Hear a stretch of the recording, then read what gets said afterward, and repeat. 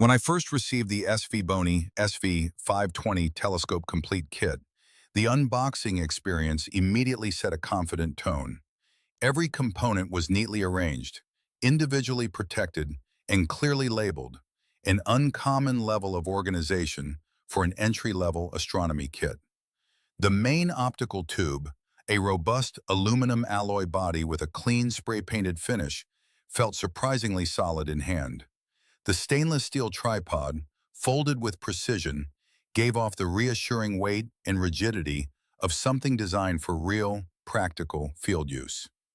As I laid out the accessories, finder scope, eyepiece, zenith mirror, moon filter, dual phone holders, and the dedicated alt-azimuth mount, I had the distinct impression that this was not a toy disguised as a telescope, but a genuine beginner's instrument built with thoughtful engineering.